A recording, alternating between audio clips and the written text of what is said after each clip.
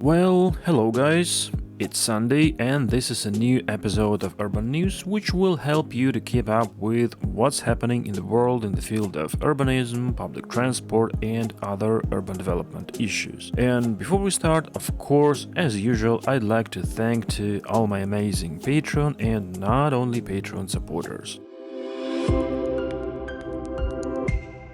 And this time we start with Italy.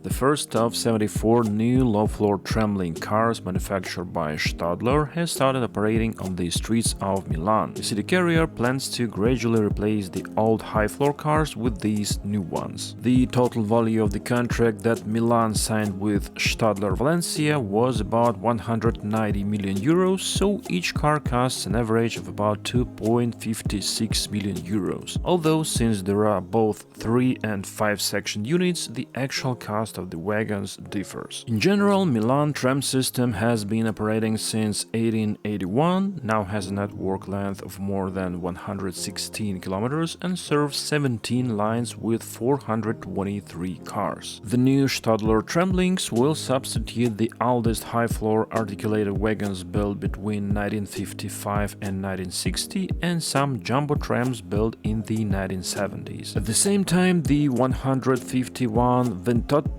trams, which have already become an icon of Milan, will remain in operation.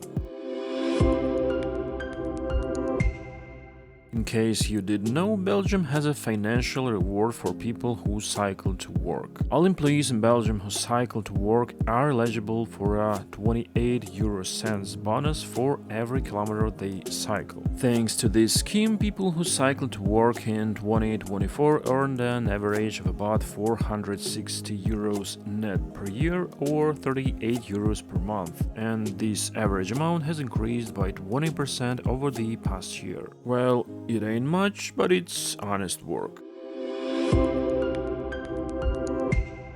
Meanwhile, KC Streetcar has begun the integrated testing phase of its Main Street extension project, which will extend streetcar service by 3.5 miles from Main Street through Midtown to the University of Missouri. This phase will be followed by intensive operator training that will cover all aspects of tram operations on the new section. The comprehensive testing process began with a clearance check using a specially designed trolley that replicates the dynamic envelope of a tram. Over the next few months, testing of vehicles, tracks, substations and systems will also be carried out. This extension is fully funded with Federal Capital Investment Grant and the new local funding approved through the Transportation Development District.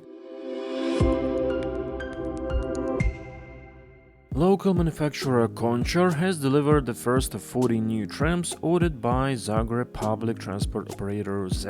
The 3-section trams are 20.8 meters long, have 4 double doors, a capacity of 115 passengers, a wheelchair ramp and USB ports. They reach a maximum speed of 70 kilometers per hour and have batteries that can provide energy for short distances. City Mayor Tomislav Tomašević said that 20 trams should be delivered in sequence by the end of this year and then another 20 next year. And these 40 short trams are not the end of Zagreb's fleet modernization, as a tender for 40 long ones is being prepared.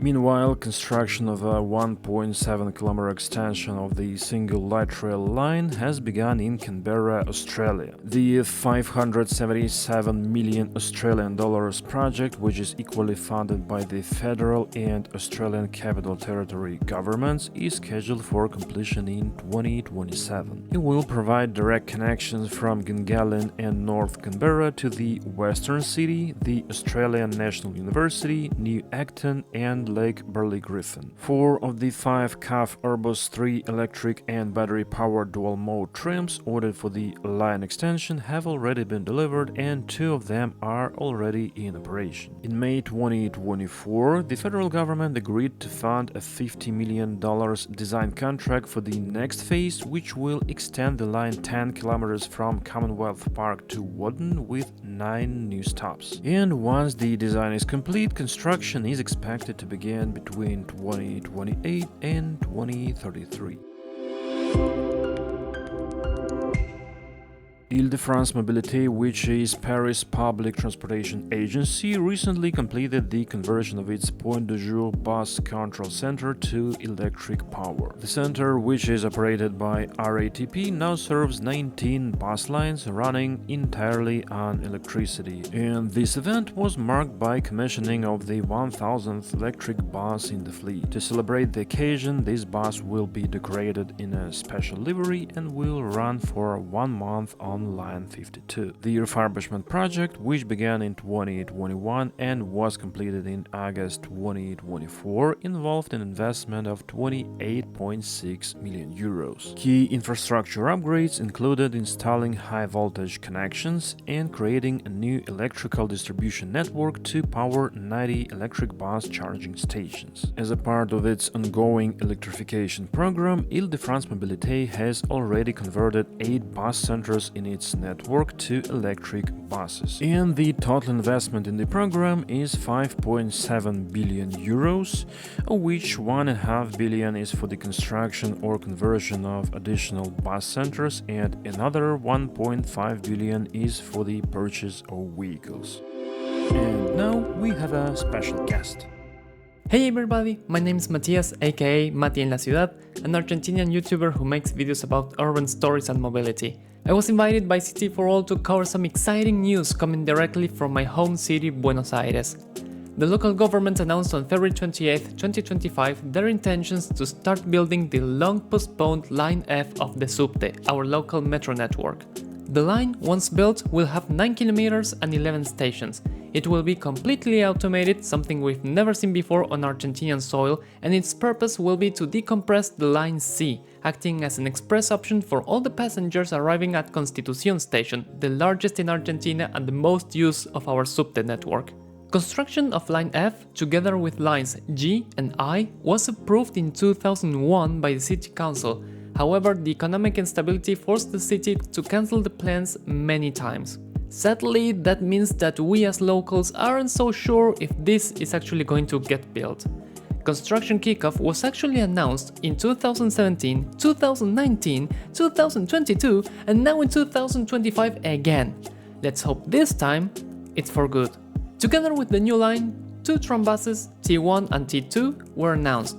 T1 in particular has received backlash from local urban planners because it follows the exact same route that Line I would have taken. Some fear that this project means a de facto cancellation of Line I, although for that the local law should be modified to change or nullify the resolution that approved the line more than 20 years ago.